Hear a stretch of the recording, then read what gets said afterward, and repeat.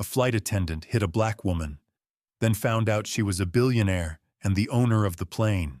And now, let's move on to one of the Los Angeles airport terminals, where, at the height of the summer season, people are rushing to leave the city or return home after lengthy business trips and prolonged vacations. It is here, amid the loud boarding announcements and the hustle of travelers, that a story begins. A story that was supposed to be quite ordinary, a transcontinental flight from Los Angeles to New York. But on that day, fate had different plans.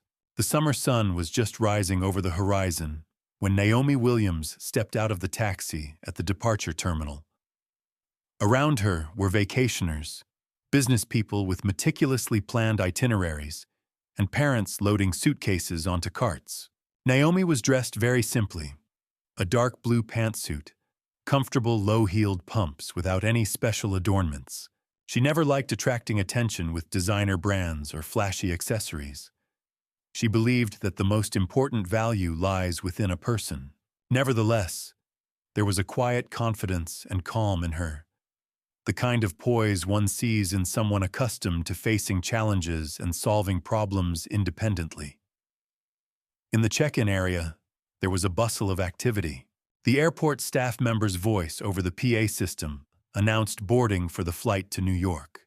Naomi easily passed through security, ignoring the curious glances from people noticing that she was not carrying any expensive bags or luxurious items. She looked more like a serious, well-organized businesswoman, without the slightest hint of arrogance. Few suspected that this composed woman was someone on whom the fate of an entire airline depended. Once Naomi showed her boarding pass at the counter, she was directed to the first-class cabin. A few passengers were already seated there, preparing for a long flight in more comfortable conditions. The cabin's interior was elegant, wide seats, individual entertainment screens, and soft, welcoming lighting. Upon entering, however, Naomi sensed a slight tension. One of the flight attendants, who introduced herself as Lauren, cast a faintly mocking look in her direction. "Welcome," Lauren said curtly, barely raising the corners of her lips in something resembling a forced smile. "Your seat?" She glanced at a list. "It seems to be 3C. Naomi nodded politely and greeted her, but Lauren only responded with a dismissive nod toward the aisle. It seemed that the flight attendant was literally sizing Naomi up by her appearance, trying to figure out how she could afford to be in that section of the plane. At this point, it hadn't escalated into open conflict, but there was already a hint of hostility in the air. Naomi sat down by the window. The adjacent seat was empty, and she surveyed the cabin with a slight smile. Everything here was new and gleaming, from the leather seat upholstery to the spotlessly clean windows. Naomi was well aware that her company had introduced these new service standards, yet she had no intention of flaunting that fact. On the contrary, she preferred to assess the staff's performance from the inside, posing as a typical passenger. Meanwhile, Lauren passed by with a kind of forced politeness that was easy to read. Beneath her official demeanor, there was palpable disapproval. The plane began its final preparations for takeoff. Passengers in first class were offered welcome drinks. Other flight attendants were smiling and helpful, creating a cozy atmosphere. But Lauren, whenever she approached Naomi, was unusually cold, her gaze drifting over Naomi's outfit as though searching for flaws. More than once, she heaved a quiet sigh and rustled through her passenger lists noisily, double-checking Naomi's boarding pass. "Excuse me, miss. Are you sure your ticket is for first class?" Lauren leaned in so only Naomi could hear her. "Sometimes there are booking glitches and mistakes pop up." Naomi reached into her pocket, took out her boarding pass, and offered it to Lauren with a polite smile. "Quite certain," she replied calmly. "Here it is. You may check once more." Lauren muttered something in annoyance as she compared the pass with her lists, then handed it back and offered a perfunctory farewell. All right, thank you, Miss Williams. At first glance, it looked like a routine check, but Lauren's tone implied, something here doesn't add up. Naomi saw Lauren move to the back of the cabin and say something to a colleague, who then threw a surprised glance in Naomi's direction before quickly looking away. It seemed Naomi didn't fit their preconceived notions of a first-class passenger. Perhaps they assumed that people flying up front always wore designer clothing or flaunted an obvious display of wealth. Soon, the plane took off, leaving Los Angeles far behind under gray skies. Settled into their seats, passengers reached for phones and tablets. Naomi closed her eyes, hoping to rest a bit, but was soon interrupted by Lauren's sharp voice. Miss Williams, I'm sorry to bother you, but we received word from the check-in desk. It appears there was indeed a mix-up. The flight attendant's eyes lit up. If you don't mind, we'd like to move you to economy class so as not to inconvenience the other passengers. Naomi opened her eyes and turned slowly to Lauren. She disliked what she was hearing, but remained composed. Do you have any official document confirming that my booking is incorrect? Naomi asked, looking Lauren straight in the face. We got a phone call from the desk, Lauren said, nervously smoothing the edge of her impeccably pressed blazer. They say you need to go back and sort out the details, but since we're already in the air, unfortunately, you'll have to move. Please go to the rear cabin. A few first-class passengers looked their way, intrigued by the mention of a mix-up, but did not intervene. Typically, no one wants to get involved in someone else's problem on a plane. Naomi had no intention of making a scene, but she also didn't plan to capitulate without question.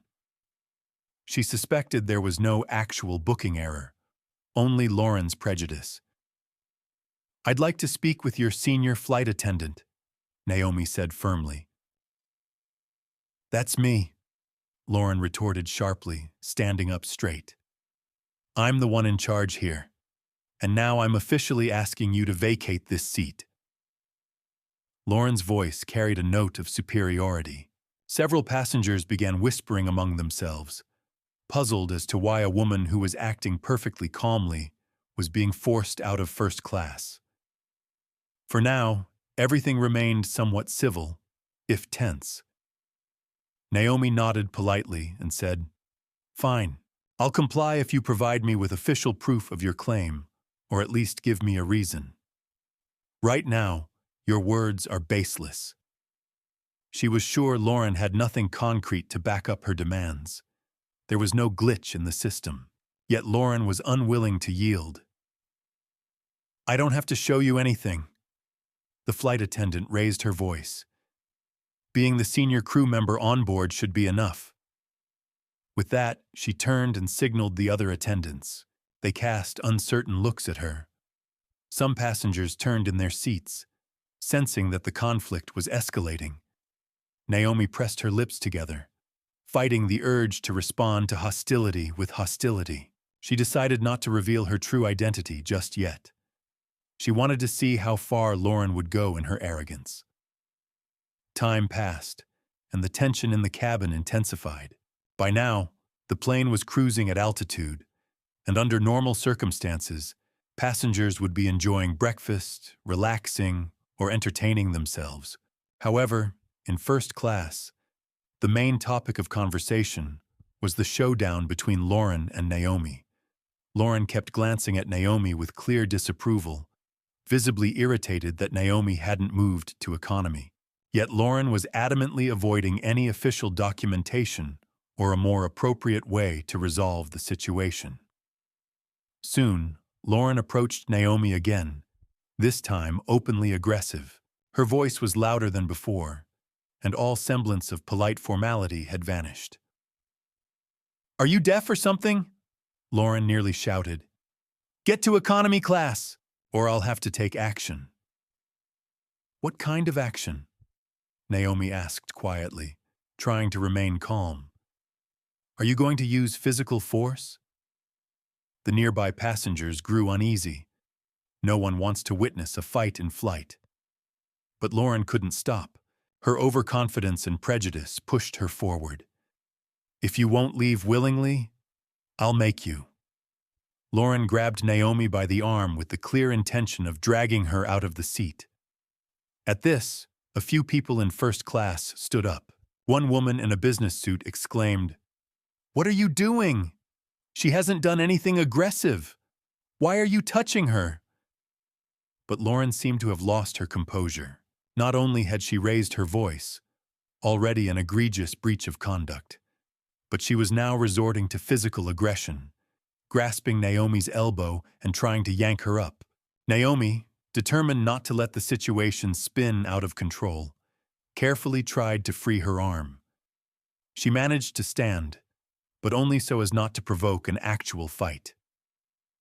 "Stop," Naomi said, looking Lauren squarely in the eye. "You're crossing the line." Still, Lauren persisted. With all eyes, passengers, and other attendants trained on them, Lauren wanted to settle the situation once and for all and show who was in charge on board. Caught up in the moment, she shoved Naomi toward the aisle so forcefully that Naomi nearly fell into another seat. Shocked exclamations echoed through the cabin. This had gone beyond even the minimal standards of conflict resolution. One of the junior flight attendants, seemingly more level-headed, tried to intervene. "Lauren, stop!" he shouted. "What are you doing? You could lose your job over this. Let's talk it out." But Lauren was blinded by her own ego. Some passengers were already reaching for their phones, worried that they might have to call the authorities once the plane landed. Naomi, straightening up, steadied herself. Though she was under direct attack, she realized that now was the time to maintain her dignity and perhaps reveal her true status. But before she could say anything, Lauren flung more accusations. "Who do you think you are? You think you can buy a seat in first class if you look like—" She hesitated, searching for insulting words. "Like some low-level employee?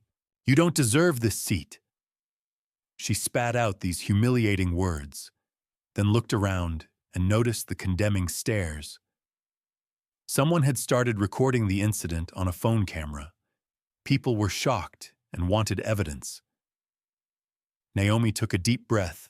She was tempted to retort sharply, but knew that escalating the argument would do no good. "That's it." Lauren waved a hand and turned to another attendant. "Call security from the back of the plane, or have the pilot arrange an emergency landing. This woman refuses to follow my orders." But the pilots couldn't just land the plane without a serious reason, and calling security to remove a passenger who hadn't done anything illegal was absurd. Nonetheless, Lauren had already gone past the point of no return. Members of the crew were clearly at a loss. Someone tried to talk Lauren down, to pull her aside and calm her, but she brushed them off. Realizing that the situation was about to turn into a full-scale incident, possibly disrupting the flight, Naomi decided it was time to stop pretending to be an ordinary passenger. She cleared her throat and spoke firmly, though quietly. "I demand to be put in touch with the airline's head office. I have a direct contact. And yes, I'm entitled to ask for that, given my status." "What status?" Lauren scoffed. "Are you a lawyer? A journalist, maybe? You're not going to dictate terms here." Passengers were now looking back and forth between Lauren and Naomi, trying to figure out what was going on. Naomi, still standing in the aisle, pulled out her phone and rapidly dialed a number. Given that airplane connectivity is limited, she used a special secure channel accessible only to certain individuals with unique clearance related to flight safety. Lauren, seeing this, was thrown off but still did not grasp the situation. "Hello," Naomi said into the phone. "Yes, it's me. I need to speak urgently with—" She mentioned a name from the airline's leadership. "Thank you." A short pause followed. The entire cabin was silent, straining to listen even though they couldn't hear the other side of the conversation. Naomi's face remained calm, but her gaze was resolute. Finally, she spoke. "Good afternoon. I apologize for bothering you, but we have a serious problem on board with a flight attendant who's overstepping her authority and behaving abusively toward a passenger. Yes, I understand I didn't want to raise a fuss, but the situation is out of control. Please ask our duty manager to contact the captain of this flight and let them know this is Naomi Williams speaking. Yes, the owner of the airline." At these words, the cabin fell into a stunned hush. Lauren froze as though struck by lightning. The rest of the crew exchanged alarmed glances. The passengers could hardly believe that the woman the flight attendant was trying to kick out of first class was, in fact, the owner. Not just of the plane, but of the entire airline. Lauren's voice trembled as she tried to speak. This must be some kind of joke. You can't possibly be." She trailed off, sensing the weight of a dozen onlookers' stares. Naomi ended her phone call and turned to Lauren. Her voice was calm but steely. "I am indeed the owner of the company operating this flight. No one has ever treated me like this before. Not because I demand special privileges, but because I'm a regular human being who deserves respect, the same respect owed to any passenger." Lauren grew pale. There was no need for anyone to explain the implications. Physically attacking the owner of the airline? Getting fired would be the least of her worries. The junior flight attendant, who had earlier tried to reason with Lauren, stepped back, glancing nervously at his superior, realizing what a disaster was unfolding for her. The passengers, seeing the sudden turn of events, began whispering among themselves, some even applauding Naomi for her composure. An elderly man in first class, who had observed the conflict all along, shook his head and said quietly to his seatmate, "Never judge a book by its cover. This flight attendant's in for a world of trouble." Meanwhile, the captain came on the line and Naomi discreetly asked him to handle the situation without diverting the flight if at all possible. The pilot said he had already received instructions from the head office and that upon arrival in New York, Lauren would be detained and required to face the airline's security department, and then the police, for her assault. Lauren's expression was one of horror. She started mumbling about how it was all a misunderstanding, how she never meant for it to go so far, and how she was sure Naomi was some sort of fraud. But no one was listening anymore. After speaking with the captain, Naomi returned to her seat, trying to calm herself. The other flight attendants kept their distance, though they attempted to show polite concern, offering drinks and meals. But Naomi politely declined. She just wanted peace and quiet. The passengers all realized they were witnessing an extraordinary event. They whispered about Lauren's fate, and few sympathized with her. Her behavior had been so arrogant and inappropriate that no one could defend it. By the time the plane landed in New York, everyone on board knew what had happened. Lauren, pale, avoided eye contact and spoke to no one. As soon as the aircraft stopped at the gate, members of the security team boarded and pointed her out. Lauren was led away to complete the necessary paperwork. She faced not only dismissal, but likely criminal charges for assault, as several passengers had video evidence of her pushing and insulting Naomi. Naomi, the last to deplane, felt the weight of the anxious looks from other airline employees. However, many gazed at her with a sense of respect, possibly even gratitude, ashamed by their colleagues' conduct and aware that justice had to prevail. Before leaving the aircraft, Naomi stopped by the cockpit to thank the pilots for their cooperation. She told them she hoped the incident wouldn't seriously damage the airline's reputation. The captain assured her they would do their utmost to maintain high standards of service and offered a sincere apology. Once in the New York airport, Naomi headed to a private VIP lounge where she had access as the airline's owner. Waiting there was the company manager, who was visibly alarmed by what had happened. He had already received the incident reports, reviewed the passenger statements, and understood that Lauren was clearly at fault. He assured Naomi that the staff involved would be held fully accountable and that Lauren would be fired immediately. "I hope this incident is a lesson to all our personnel," Naomi said quietly. "We teach them to be polite, tolerant, and follow our code of ethics. If someone hasn't absorbed our basic principles, they cannot work for us." The manager nodded, pledging that such incidents would not recur. Naomi knew, however, that while firing one person might be necessary, it was also important to uproot any culture of bias or arrogance if it had taken hold anywhere in the organization. To her, this was not just an isolated episode, but a warning that stricter staff oversight and better passenger feedback mechanisms were needed to ensure employees treated people of all statuses, appearances, and backgrounds with dignity. As Naomi left the VIP area, she found journalists waiting in the arrivals hall. Apparently, someone on the plane had leaked the story to the press, and they were eager for a sensational headline. Naomi answered their questions calmly, avoiding excessive detail. "The company is conducting an internal investigation, and those responsible will be punished," she said. "It's crucial to remember that every person, on an airplane or anywhere else, deserves respect and equal treatment. Today, we witnessed a blatant case of discrimination and aggression, and as an airline, we will do everything possible to ensure this does not happen again." There were plenty of questions, but Naomi had no desire to turn this into a public trial of Lauren. She knew the law would deal with it, and she had no need for personal vengeance. The event was, in any case, a powerful lesson for everyone who watched a seemingly unassuming woman with quiet dignity turn out to be the owner of the airline. An even greater lesson was that arrogance and prejudice can instantly wreck a career, leaving a permanent stain. Despite her exhaustion, Naomi felt a sense of inner satisfaction. She had managed to keep her composure during a severe test and proved that the issue wasn't her status. It was that everyone deserves respect as a matter of course.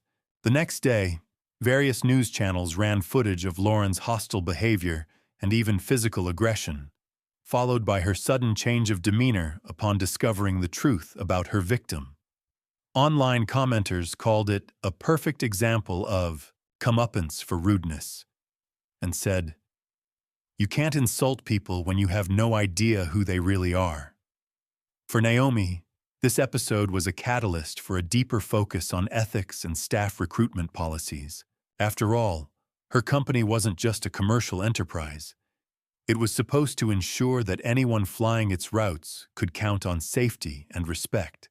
She took the lessons to heart and ordered a review of internal training protocols for flight attendants, including mandatory courses on handling conflict situations and interacting respectfully with passengers. Thus, what began as a routine transcontinental flight turned into a genuine, teachable moment for everyone who witnessed it. Lauren would likely be held legally responsible for her assault and would have to seek new employment with a tarnished reputation. The rest of the crew would forever remember that their primary duty is to treat every passenger with courtesy, regardless of how that passenger looks or how much money they have in the bank. And Naomi reaffirmed that true strength lies in maintaining one's self-control and refusing to stoop to provocation. Because every action indeed has consequences, and wisdom is found in remaining faithful to the principles of fairness and equality. So, a flight that started as a simple trip from one coast to the other became a lesson for everyone observing. Human dignity has no price, and a modest appearance can conceal far more than one might guess. This day's event served as a stark reminder. You can't judge a person by their clothes or your own stereotypes. Life is multifaceted, and every action truly has its consequences. 01.